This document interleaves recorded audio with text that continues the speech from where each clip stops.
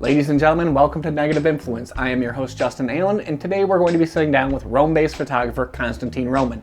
But first, I wanted to thank you all for tuning in, checking this out, and hopefully you find something that you enjoy. Photography is something that is very near and dear to my heart because it pays my bills most of the time, sometimes when I make money. Anyways, thank you all for tuning in so much, and hopefully you find something that you enjoy.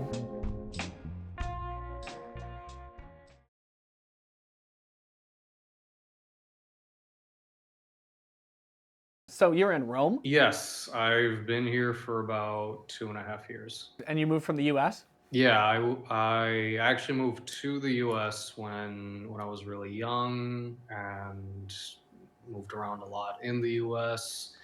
Um, but about how many years ago?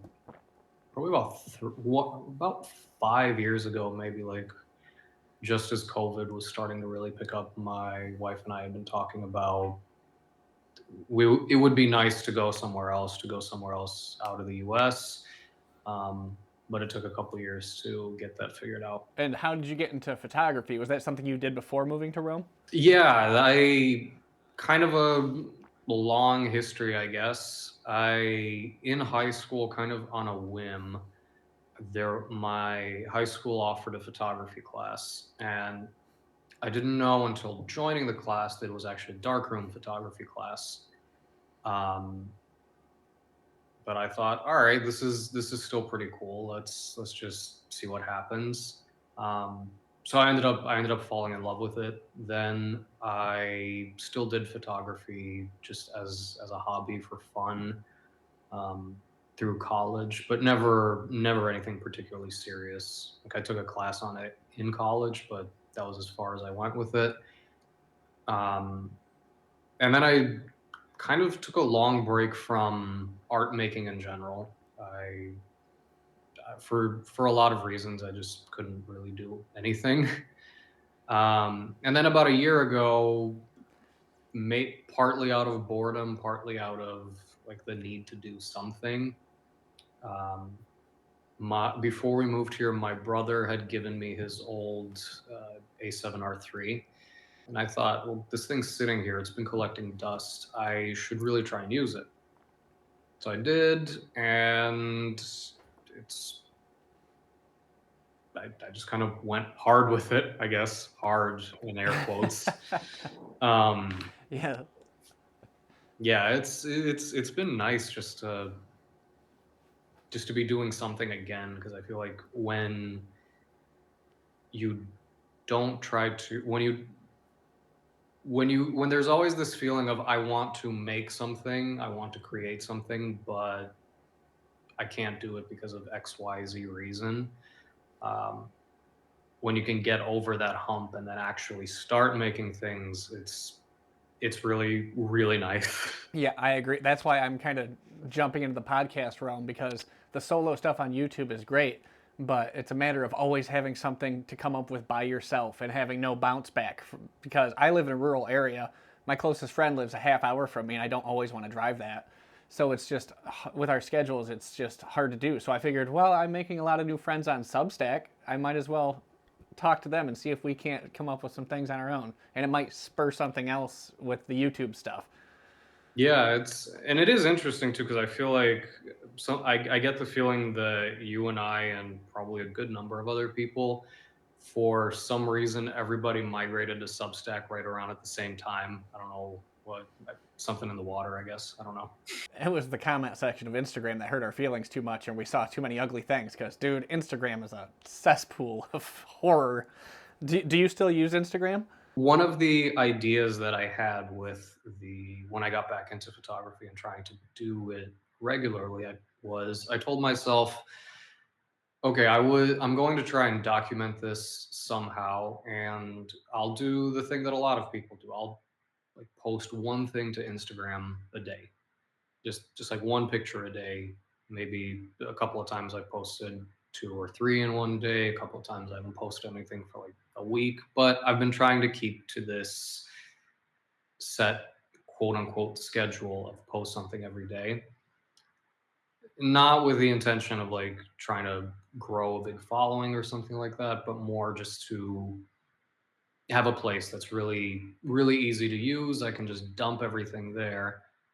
Um, but I also kind of hate it there because like I don't know. I feel like it is a very algorithm heavy thing, and it's, a lot of times it kind of feels like screaming into the void. Especially for photo now, because Instagram has basically become TikTok or YouTube Reels or YouTube Shorts or whatever it's called. It's all video driven now. I don't see photography. If you're not producing video content for your photography, there's no interaction whatsoever, unless you were already in on the ground floor like 15 years ago. Exactly, and I think it's that lack of it's that lack of interaction that I don't know. I feel like it makes it hard to do anything anywhere really because there's this, not to say that every platform is the same, but I feel like that for me at least, that feeling of screaming into the void of I'm doing this thing, but it seems like nobody's really keeping an eye on it or something like, or it's not getting any kind of interaction.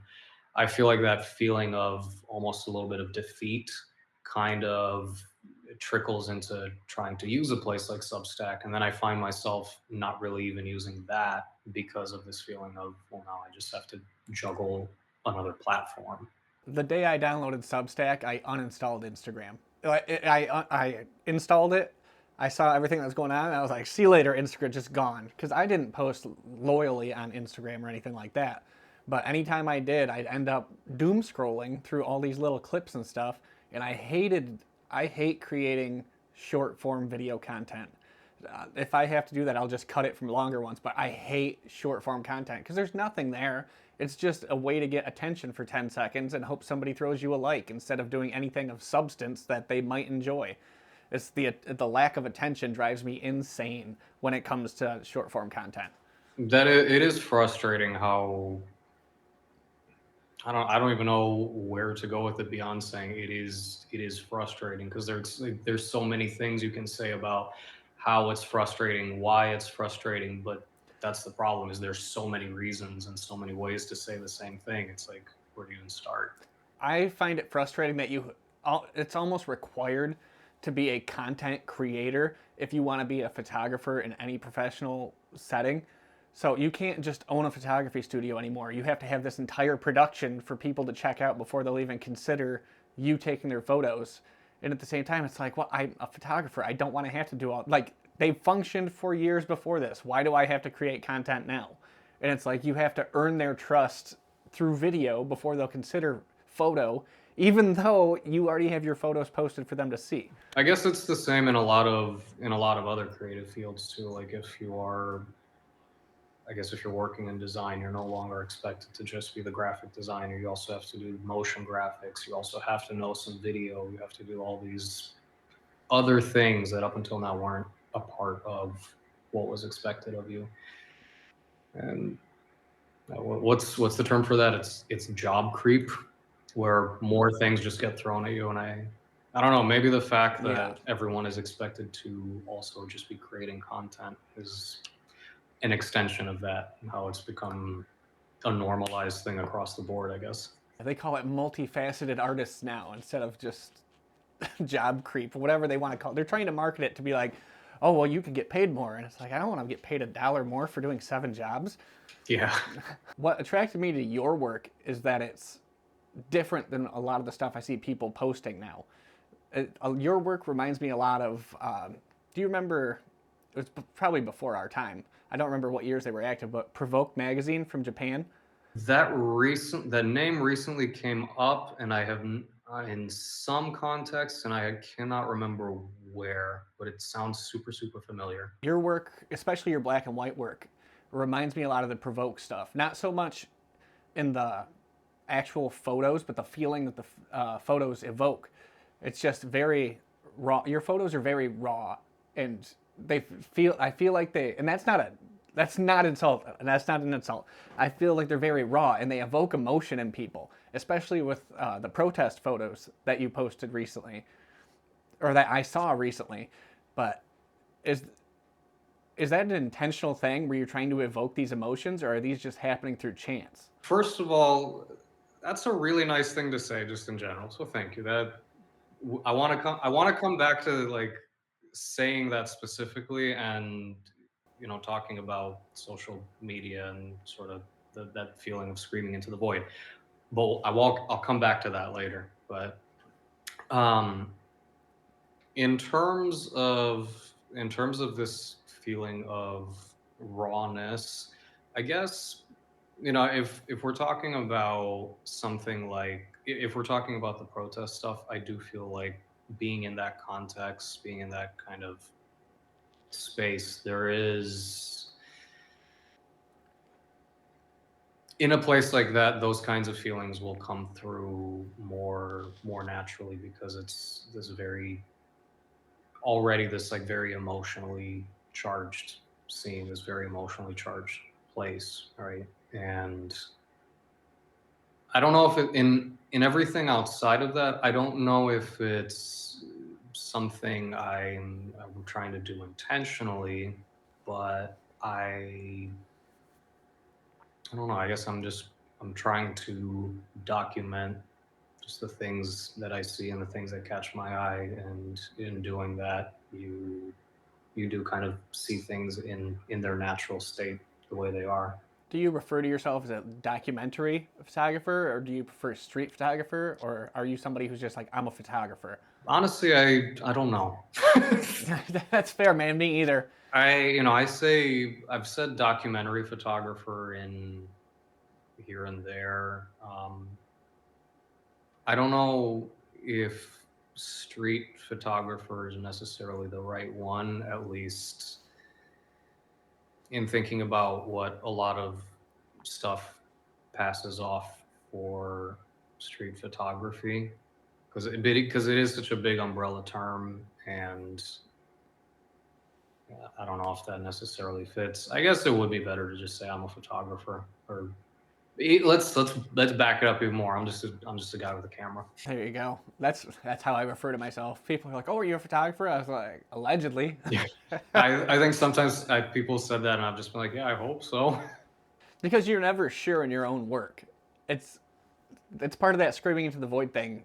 Photographers like to say they don't need any validation for their artwork, but at the same time we're like, do you like my photos? Because otherwise, a lot of people say take photos for yourselves, and it's like, okay, but a customer is paying me to take their photo, or somebody's paying me, commissioned me to do this work, so I need to have that feedback loop. Otherwise, it's like you said, screaming into the void, and you don't know if you're any good. And that's the thing too, is if we are making stuff purely for ourselves, which at the end of the day we do make the things that feel good to us, and we make the things that make us happy. But when you share things with people in some way, it is because you want to invite a conversation. You want to say, here's how I feel about this thing. Do you also feel this way about it? And the best answer to get is a yes or a no. The worst answer is nothing, and that's Yes. and that's what feels frustrating about trying to about existing only online and only sharing things online, which is why, like, when you say your photos have this very raw feeling, I go tee hee, because like, in at least for me, I haven't really been able to share this kind of stuff with people. Otherwise, I haven't been able to have these kinds of discussions. So Yeah. when you do, it's true, we're not doing this for validation, but it's still really nice when it happens, right? Validation feels good. So you take a lot of photos of people on the street. There's a lot of people there, and you can see movement and everything, but I'm not good at that. I'm good at landscape and staged photos. And for me to go out and just shoot people randomly on the street, I don't know. it's so intimidating. Do you ever get confronted by people who are like, "What are you doing with that camera?" Or is it just something that's normal over there? Um, there have been there have been a couple of times when people have said something about it, but more often than not, it's a curiosity thing when they do bring it up. Like, you taking a picture? Why are you taking a picture? And then I'll tell them. Um, 99% of the time, nothing happens. And I can't think of, maybe I've been extremely lucky so far. I can't think of any like really negative experiences that I've had with taking, just doing these candid shots of people.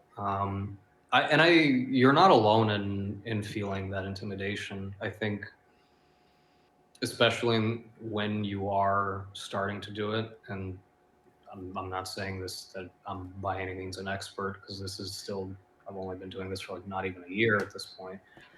But I think it takes a little bit. You just kind of have to get over. You have to not get over, but push through the feeling that people will be really upset about it. And because it's true, some people will be really upset about it, probably.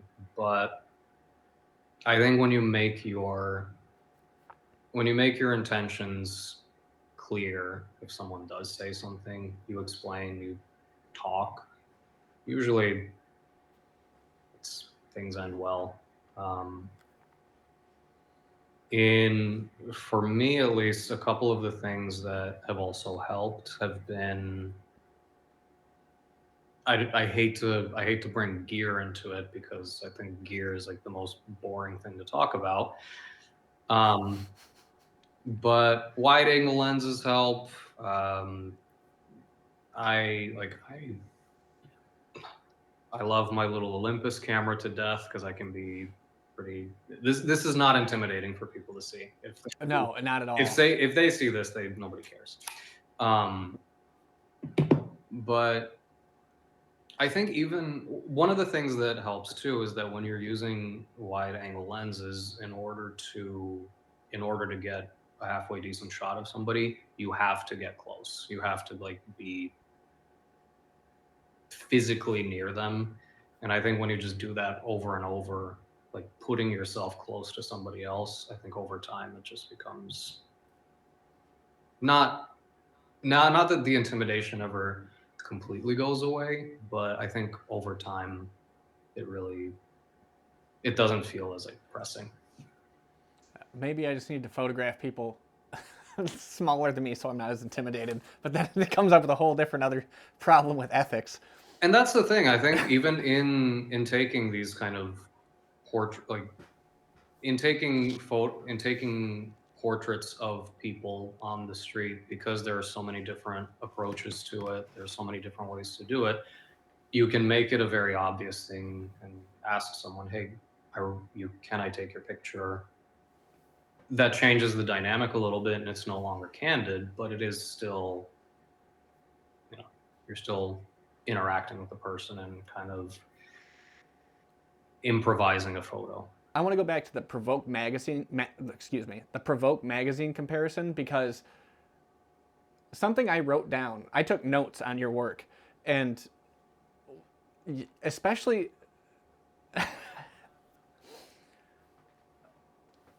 well, I kind of want to try to sound like I know what I'm talking about now and then. Not always. I do better written than spoken, but I'm working on the spoken part. And one of the things I wrote down is that in your black and white work, you work in high contrast. And I feel like that lends itself to that feeling that Provoke magazine had. Because if you haven't ever seen the Provoke magazine stuff, I think once you look at it, you're going to be like, I understand that comparison now, especially with like Daido Moriyama. That's where I heard the name. God damn it. That's where Provoke came from. Thank you. Was that? It was probably from. Do you know Rick Vega on Substack? I think I saw something he had posted about trying to shoot like Daido Moriyama recently. That's exactly what it was. Yeah, I Yeah. talked to him the other Yeah. night, and he was shooting from the chest, which is terrifying to me. That feels almost. I don't want to say perverse, but it feels sneaky in a way that even I'm like, oh, I don't know if I can do that. Because then if somebody sees it, you're trying to be inconspicuous. But a lot of your work reminds me of that style of work. And not that you're doing that. I don't think you're hiding it at all. It's just, you're, it's almost catching people off guard in your photos. And I think that's what I'm talking about when I say raw. There's something I very much like about the way you frame your images and the high contrast that adds almost another level of nakedness to it. When I started trying to do photography really regularly, um, I wanted to carry a camera with me as often as I could. Um, and the camera that I had at the time was an Olympus XA2. The problem that I kept running into though was that I could never get and it's a really simple camera too. It has three focusing zones and that's about it. Three focusing zones and a button to press. So in theory, it's really simple. The problem was I could never get the pictures to expose right or to focus right because the camera takes away so much of the control. You have to just kind of hope and pray that it's going to set the aperture correctly. It's going to set everything right. And so my workaround for that was, okay, I want to trick the camera into using the smallest aperture I can get away with and the fastest shutter speed that I can get away with. Why don't I just push my film to 800? Why don't I just shoot at 800 and call it a day?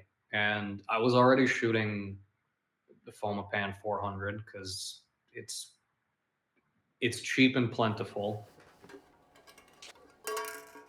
Yep, there you go. And I feel like it's for a lot of people it's really polarizing, but I kind of love it. I do too. I absolutely love it. It gets real crunchy real fast, and I think the contrast is nice, honestly. Um, but yeah, so because of that, I was pushing film a lot, and I was trying to make do with it as best as I could with the camera. Later, I realized that the light meter in it was just weird. Um, but I really like the form factor, and I really liked a lot of things about it. So eventually, I jumped ship into its older brother, just the regular XA.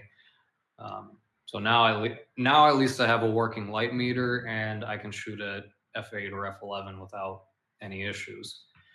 Um, but also the thing about shooting from the chest, though, I do tend to do that a lot, actually.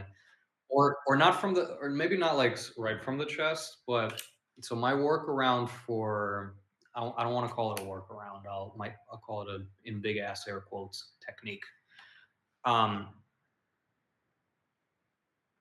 I don't remember where I heard it, but someone pointed out that if you keep your camera like down here, or if you have it like on a wrist strap and it's down by your side, when you want to take a picture, it's like bringing it up to eye level or something, that like that big dramatic move, even if you or even just picking it up like this, that tends to get people's attention more.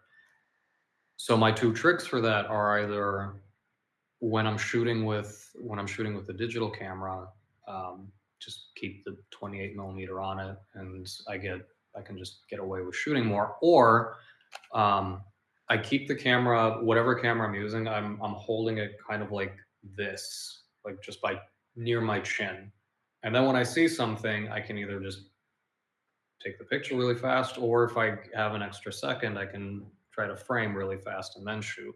But I think keeping it near to where I can frame if I want to kind of helps with I don't know if I want to say being sneakier, but definitely we'll say being more incognito. That might be something I need to look into where I'm shooting from the chest more. And I think I'll start with digital because dude, film's so expensive now. It's stupid. I've gotten a lot more misses than hits with film, to be honest, in doing this approach.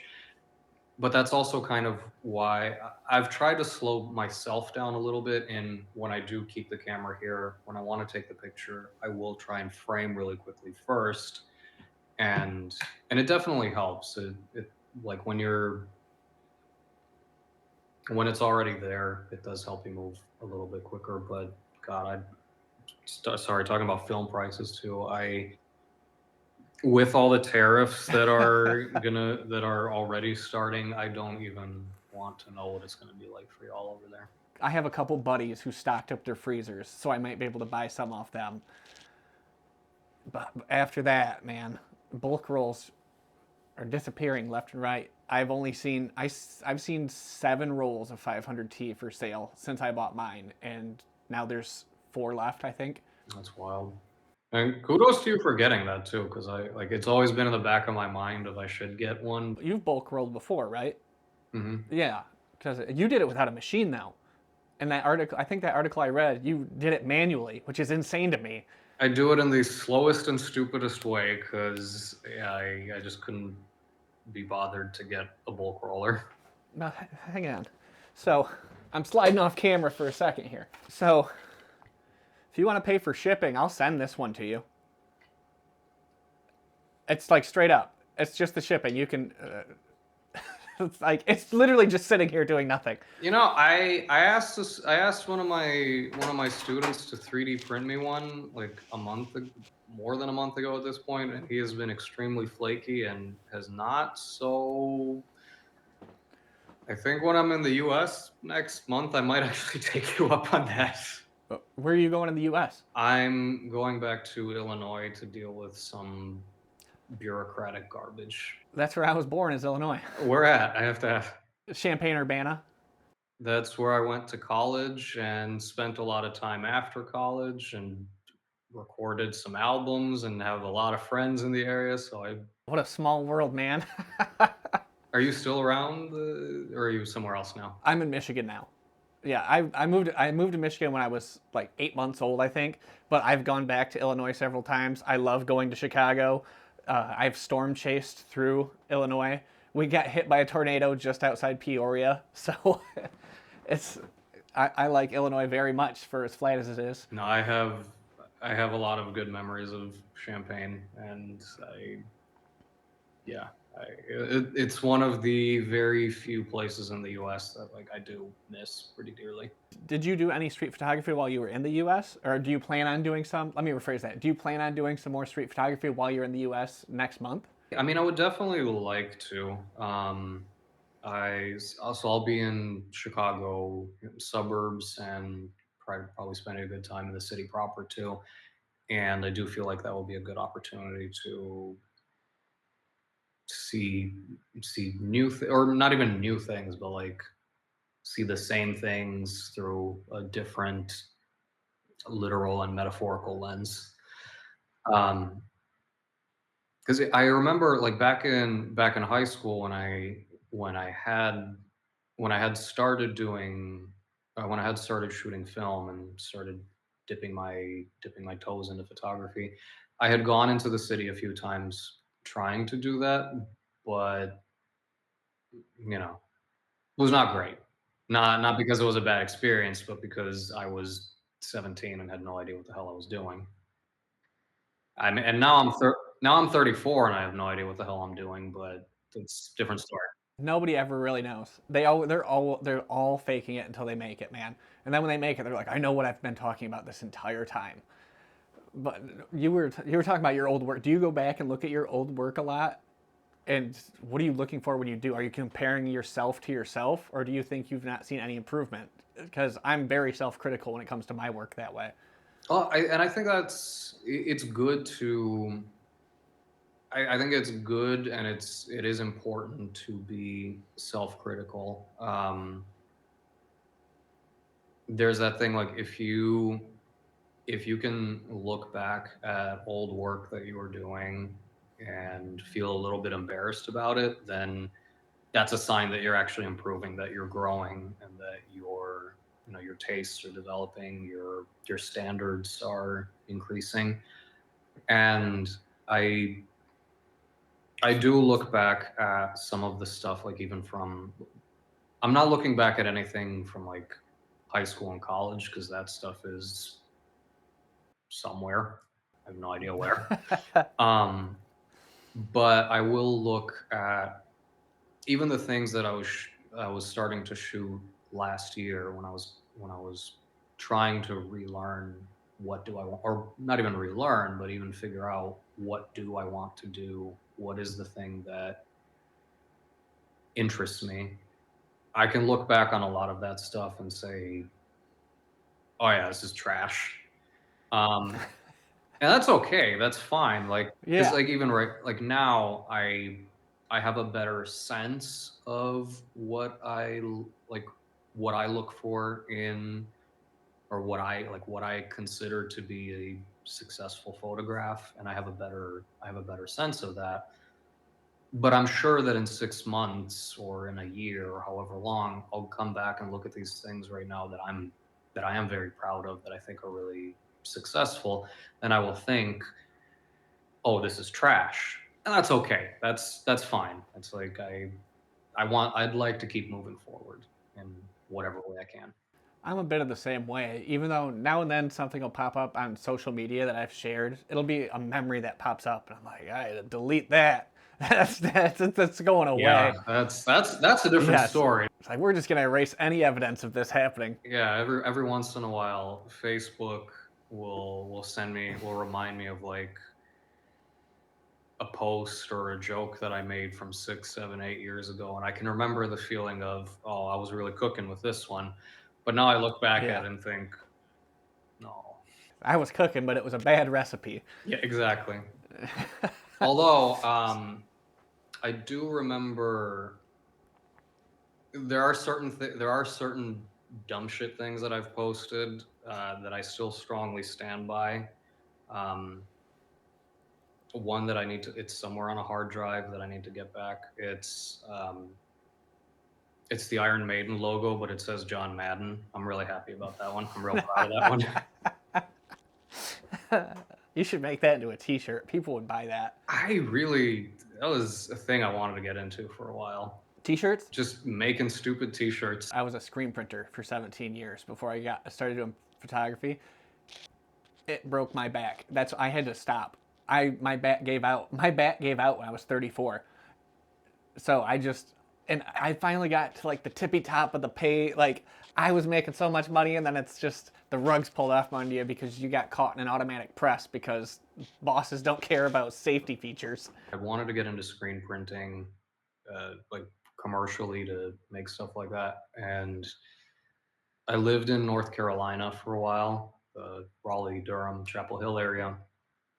And there is a small screen printing shop there that happens to make merch for every band that I have ever liked amazingly. And at one point, I think they were looking for somebody to reclaim screens, like somebody just to scrub out the emulsion and get them ready and all that stuff. And I almost got that job. But for a number of reasons, it didn't work out, and that was probably for the best. Absolutely for the best. Reclaiming screens sucks. I loved it, but everybody else hated it. You'd end up with cuts on your face from the emulsion. You'd be sticky, messy. But I loved it because people left me alone. I had a power washer, and they knew better because I would have shot them with that power washer. So we need to get back to photography. We're a hot mess right now. It's like the conversation flows, and that's okay. What's your editing process like for any of your photos? Do you self-develop or are you heavy on the edit and post? Not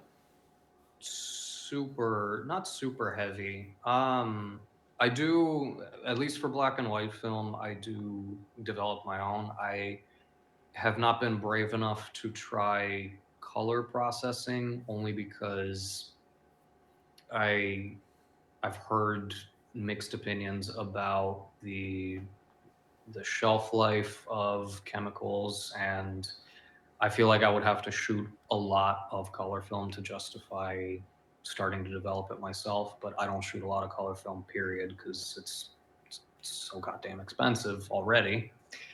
Um, if only I had a 100-foot roll of Kodak Vision 500T, then things might change. I developed my own black and white film, and the editing process for that I would say is pretty straightforward.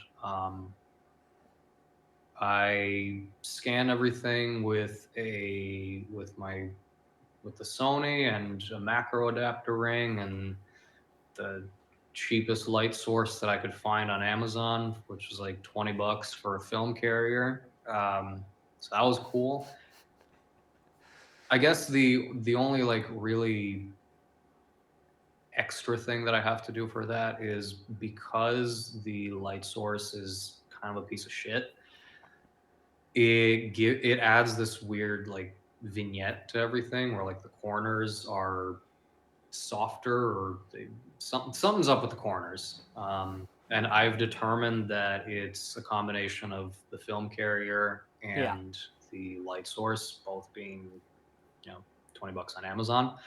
So I use Darktable. Um, in that I have figured out that you can add like a counter vignette to that to try and like balance out at least the exposure to make the corners not as different from everything else. Um, but other than that, that's really about it. I tweak the contrast a little bit, tweak the exposure to taste. It's interesting you mentioned that vignetting thing because I have the same problem. And I have upgraded my light source. I have built a film carrier to try to combat this, and it's still doing it. And one of my buddies suggested that it is the extension rings, which I also use on my Sony. And they say it's because you're not using your whole sensor. You're not using the whole sensor, so it creates vignetting. So it'd be better to use an actual macro lens. But I'm not buying that, man, because that is so expensive. I've been looking at even old ones with adapter rings, and I can't justify buying a 90 millimeter macro at this point. I self built my copy stand for scanning because I'm that cheap, and I just can't justify that kind of purchase in my life right now. I mean that's an interesting observation. I haven't considered that. I No, one of the things that I'm gonna be picking up when I go back to the US, because we still have a lot of our stuff in storage at my parents' house there. I have this old like 28 to 80 millimeter Minolta mount JC Penney lens, which from back when they used to sell stuff like that. But it has like macro zoom function on it. So I want to bring that back with me, and I'm gonna give that a try and see if that helps at all. That'd be interesting to see if that helped because if it works for you, I might pick something like that up. Because anybody I know that's shooting film usually has the dedicated scanner now, and that's even more than buying the lens. So I'm not buying a dedicated scanner. I might, if I find one at a yard sale or a thrift store for a decent price, I might buy one. But I already know it's not something I'm going to buy new or from eBay because they'll overcharge for it because of the hype behind film photography. This is why I don't talk about gear very much, because I feel like there's nothing I can contribute to those conversations because I don't look at this stuff, because I know how absurdly expensive a lot of stuff has gotten. So um, I don't even want to know how expensive some of that stuff has become. So my day job is I work for a video production company doing music videos, commercial stuff. I do a lot of editing for them, but he is the gear guy. I am not the gear guy. If people try to like talk about it bores me to death. I hate talking about gear. I like knowing what camera people are using. And I'm like, I know about that camera. That's a cool camera. And then that's my extent to the gear. With video and stuff, I have to know a little more about aperture and all that, but it's more instinct than it is gear talk for me. It's like gear is boring because it's just science. The boring kind of science, not the blow shit up science. It's the very boring kind. Light. I don't think we've really talked about this at all too, but I think a mistake that a lot of people do make is putting so much emphasis on the tools that were used and putting dedicating yourself to that aspect of it. And like, you know, you'll see photos that are taken that were, you know, they're technically well done. They used very high end equipment. They did all this, but they're also kind of boring. Like there's nothing to them. I mean, you know, it's cool if the lens can go up to can open up to 0.95, but how many portraits of people with blurred out backgrounds can you really see before you realize, okay, but anything else? It cracks me up when photographers live in these gorgeous places, like Rome, for example. People can live in Rome and then they have a blown out background so you can't see anything that's behind them. And I'm like, there's people I know that travel 4 or 5 hours to go to this location they think is great and then want the background blown out of their portraits. I'm like, we could have done this in my backyard, man. This makes no sense. It looks the same. It's just one of those new hype train things that people have jumped on. I've been trying to get away from shooting at wider apertures because of that. I think it's pointless. I like seeing where somebody is at in a photograph. Yeah, having some of that context is nice and it's important. Um, Also, since you're talking about video production, I don't know if you saw it when it was. I don't know if it's still out or if it's ended or if it's on another season, but there was a show that was on FX. I think, at least I think it was FX. It was the adaptation of Shogun. Okay. I haven't seen it now. It was, I mean, yeah, I watched back when it came out, I watched the first couple of episodes of it and I thought it was really well done. But I noticed right away, I noticed two things about it. Um, Number one, I picked up on the fact that they were using these older, like they were using older vintage lenses and like really opening them up to like f2. In particular, the that Helios lens, you know, the one that everybody goes nuts for. And the reason I realized that is because I think it was like halfway through the second episode or something. All of a sudden, it clicked for me like almost every time a person is talking, it's like they're close up on the screen and everything behind them is just a big swirl. And all I could Yep. think was, I think this might be a bit much. They went for too much atmosphere. Yeah, it is dial the atmosphere back. Give, let's keep this grounded. Have you seen Severance? Yeah. Okay, so I have not actually seen the show, but I have seen videos of the show, and that is one of the most gorgeously shot pieces of media I've ever seen in my life. I'm gonna be one of those that's just gonna be screaming, "Yeah, you should watch Severance. Please watch Severance." You don't want to, if you don't. Was it on Apple TV? I think so. I think that's why I haven't watched it. Yeah, don't. I'll send you links. Don't worry about it. Just turn your VPN on. You'll be good. Yes. It was a really, really well done show, and for all the same reasons, I agree. Beautifully shot, beautifully composed. They used I wish I could remember the name of the book, but there was a photo book, and it got talked about a lot, about someone that a photographer that was basically like documenting office life and office culture in the 60s or 70s, I want to say. I wish I could remember the name. I'm terrible with names. Um, but I know that Yeah. they used that pretty substantially for inspiration, because if you look at some of the photos from the book and then you look at Severance, you realize how much overlap there is between that.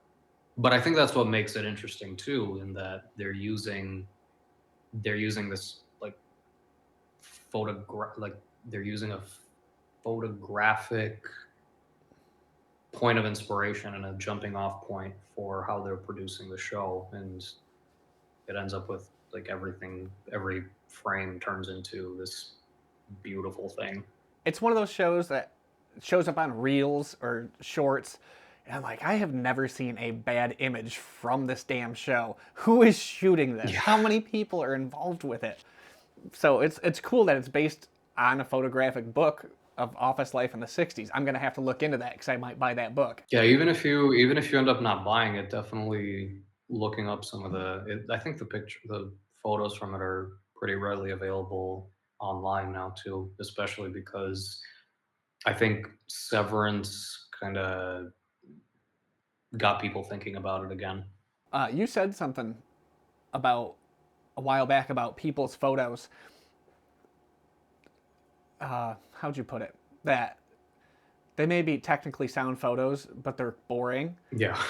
Do you like when a photographic project has a theme or a certain aspect to it? It has to have a drive behind it rather than just a pretty landscape. I think having a theme and having something to focus on, it definitely helps, just to give yourself an idea of what kinds of things what kinds of things you want to say, what kind of things you want to show. And I think even like landscapes can absolutely, like, they are a good theme. And I don't think when I think of like the technically sound but also boring, I do think of it more in the street photography context, in that I can only see so many photos of Yeah. a person in shadows with these very strong lights, or a reflection, or something where there's really strong leading lines and that's about it, or a person doing something silly by a sign.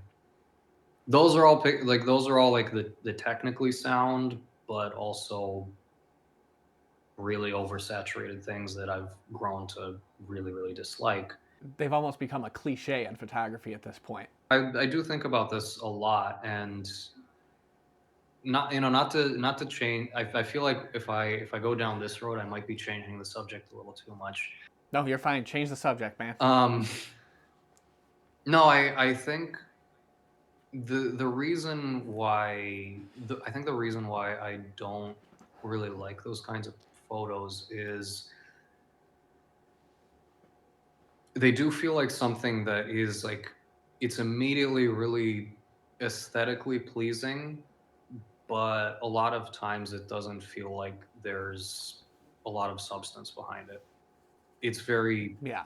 it's very pretty, or it's interesting for a second, but that's about it. You can look at it for a second and that's it. You got it. Yep, cool. Person, shadows, maybe some steam. Yeah. The steam gets extra points. I think too what frustrates me about that is because those kinds of things they're really easy to market. They're really easy to it's really immediately clear what the intention is. It's immediately clear what the what the photographer's thoughts were. And that's not necessarily a bad thing, but I think I see a lot of it in things like, I hate to go down this road too, but like street photography workshops and stuff like that. I feel like a lot of them do lean really heavily on those like very quick, very easy to digest things. And they are helpful for the beginner, for the person that doesn't know what they want to do, like how to approach this. But the problem is that when you get this thing that is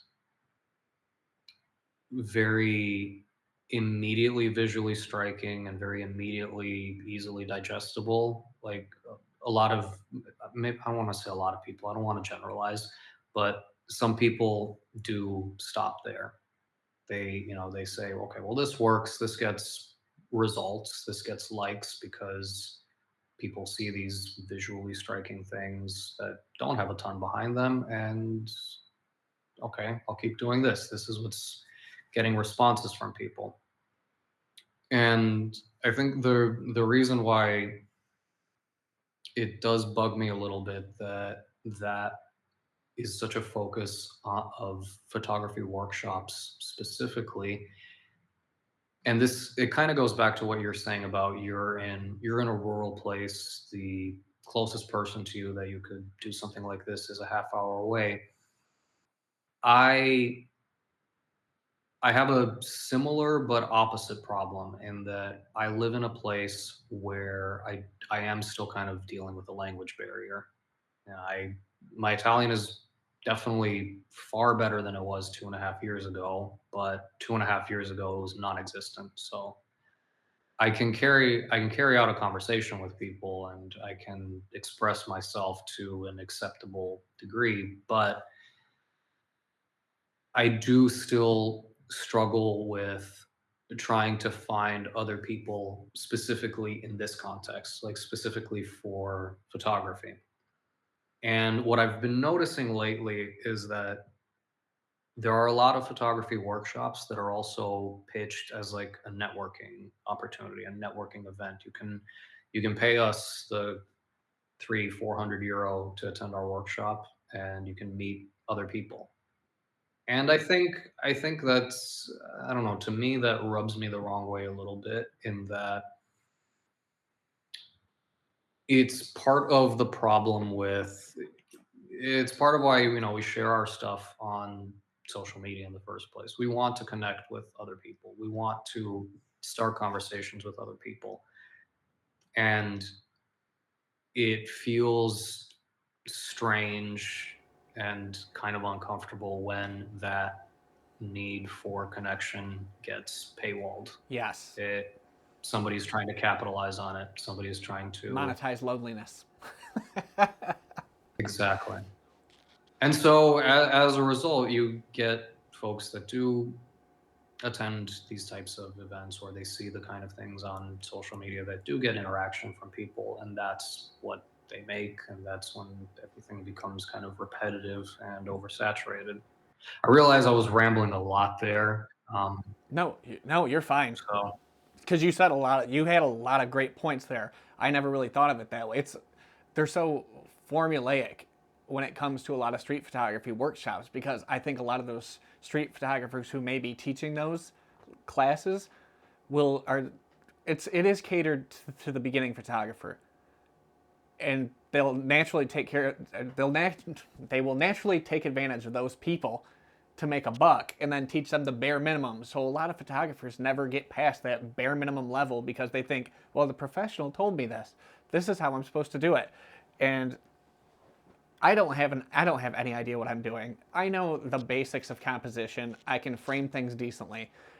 But I would never pay somebody to hang out with other photographers when I can use social media to do that myself. and that's the thing about that too is that even when you are using these bare minimums, like those are things that they will get they will probably get a response. Because they Yes. are immediately striking, somebody will say, "Oh, that's pretty," and it becomes a why move past that if this is the thing that everybody's Yes. liking. All right, I'll keep doing this, I guess. There's that old saying, it's like beauty is skin deep, but ugliest to the bone. I like treating photos that way, and sometimes ugly photos are to the bone, but that's where it needs to be. It can cut deeper. And that's why to kind of bring it all back to what you were saying at the start about themes or projects. I do think that those taking that approach is helpful in helping you figure out what is the thing that you want to say. If you want to do something beyond the superficial, what like a project can help guide that. And even so, like, I think the projects can take a lot of different shapes, like even in landscape photography or nature photography, which are so far outside of my forte that I can't speak on them at all. But I think, there is room to. The project gives you an idea. It gives you an opportunity to try and think on a deeper level because you are trying to find connections between things. You are trying to figure out what is the thing that I want to say. I've been kicking around this idea of doing a project for a while where the theme is loneliness and trying to find different ways to convey loneliness through a photograph. And it may seem cliche. I'm sure there's a ton of people who have done it, but I want to do it for both urban and rural settings. I think rural would be easier to convey the loneliness, but I want to convey loneliness in the city because a lot of people romanticize the city because it's the big city where things happen, but everybody's lonely everywhere. And I want to kind of convey that through as many aspects as I can. That's something I've been kicking around the idea of doing. And hearing you say that, it kind of makes me want to actually take up on it and do the damn thing because I've been stalling. I mean, it's then I think starting with that as a topic, there are even if as a subject it has been approached, if it's been considered before, I think there are enough. It's open ended enough that there are a million and one different ways to think about it. Yep. So every at the end of the day, has been everything has been done Yes. and everything has already been covered, but that shouldn't be a reason to not do something. There are, God knows, there are a million and one street or documentary or urban or whatever term we want to use. There are a million and one of them out there, and there are plenty even in Rome. But I still want to do my thing. I Yes. still want to keep doing it, even if there is already someone else doing it, and probably someone else doing it better. Definitely, someone else doing it better. There's always somebody doing it better than somebody else, and that's just how it works. And I think that's good because it gives you something to strive for. Yeah. I like friendly competition. Friendly competition is one thing, but I don't know. Do you belong to the beginners photography group on Facebook? Have you ever looked into that? I left that group. Dude, it is the most toxic place I have ever been in my life. It's just, there's clearly professionals in there who are supposed to be giving advice who do nothing but shit on the next generation of photographers nonstop for little things that they could just help them out with. It'll be somebody genuinely asking for help. And then there's like 90-year-old men just hating on these people for no reason. Is that a similar reason to why you left? Because that place sucked. I mean, that was definitely part of it, a big part of it, because I think the I don't want to say like I don't want to sound like a guy who has all the answers, Yeah. but I think a lot of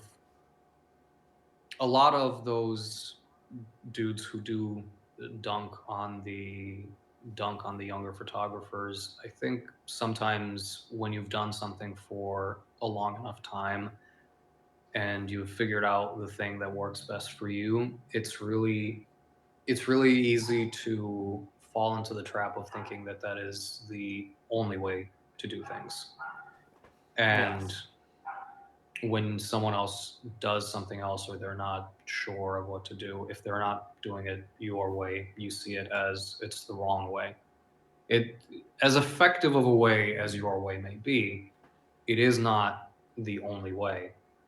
I think it's more conducive to try to guide people in the right direction as opposed to saying this is the only way to do something. Any other Yes. approach is wrong. A lot of it is people fear change. Because think of the leap that had to have happened between film to digital. Everybody who'd spent their entire life learning film and then making that leap to digital had to be something that terrified them. And I think there's a lot of people in photography right now who have mastered the digital realm of what it was, and now that things are changing, they're a little nervous and scared of anything that may be different or changed, or taste have changed, or lighting has changed. Nothing's as saturated as it used to be. There's like, I don't know, is it one generation passing on the torch to another one coming up, if that makes sense to you? I don't know. In thinking about change, I do think that for a lot of people, maybe some things have been moving too quickly, and maybe it's not so much that they fear change, but they fear the uncertainty of not knowing, okay, what's going to happen next. Maybe there is some worry about, you know, it's not so much that things are changing, but I can't fathom how they will change again. That's a better way to put it. See, you're better with words than me. I'm just here to poke the bear, man. It's fun to talk about this stuff, and it is the kind of thing that, I'm taking advantage of this conversation as much as I can too, because it is something that I don't get too many opportunities to do. So it is really cool to do. You were talking about being nervous to develop color film. Yeah. Color film is so easy. It's easier than black and white. I remember you had mentioned something about that, and the only thing the only thing that makes me the only thing that makes me nervous about, like I said, about the color chemicals is that I have I've seen and I've heard that, well, actually there's two parts to it. Number one is I have seen and heard that when it's when the developer or when the chemicals stop working, it's not like with black and white chemicals where you can kind of see a slow fall off of, all right, this time my fixer is starting to get exhausted, my developer might have gotten a little oxidized, so it's a little worse. It's like it's working. Oh, now it's just done. It's dead forever. So that part does concern me. Um, but the other big thing for me, and the thing that has made me the most hesitant to try it is, from what I have heard, it's a lot more sensitive to temperature than black and white chemicals. Maybe you can tell me if this is true or not. Everybody likes to make it seem like it's more about temperature, and they may be using old chemicals or better chemicals than I'm using, but I'm using Cinestill's C41 color simplified. And as long as I am in the realm of 102 degrees, that film is developing just fine. So a lot of people are like, you have to keep it in a water bath for this long at this temperature. And I made a video of it. I'll link you to it. I don't know if you've seen it, but dude, it's once you watch, you're gonna be like, I can do this. This is ridiculous. I didn't even put it back in the water bath. I just developed for 3 minutes, developed for 3.5 minutes with a developer, and then it's 8 minutes for the Blix, which is a bleach fix combo. Rinse for 2 minutes, hang dry. And I didn't even put it back in the water bath. I just did it at the temperature as is outside of the water bath to prove that it's hard to mess up. Cinestill accounted for people who were not delicate with their temperatures with their C41 color simplified kit, and it's worked flawless for me every time so far. And I've done 6 or 7, maybe 8 rolls of it, and there's no sign of it giving up yet, but I'm sure it's going to come on an important roll of film. But but it's only $20. Does it have an expected amount of rolls that they think you can get away with, or It says 2 dozen. okay, so 24 is still a pretty decent amount for $20. I'm gonna have to look into the bad reviews of it to see what people are realistically getting out of it, because I'm probably gonna be getting there soon. I'm shooting a lot of color now, but it's just so easy to me. It was so much easier to me because I struggled with black and white because when I first started developing, I used Cinestill's DF96.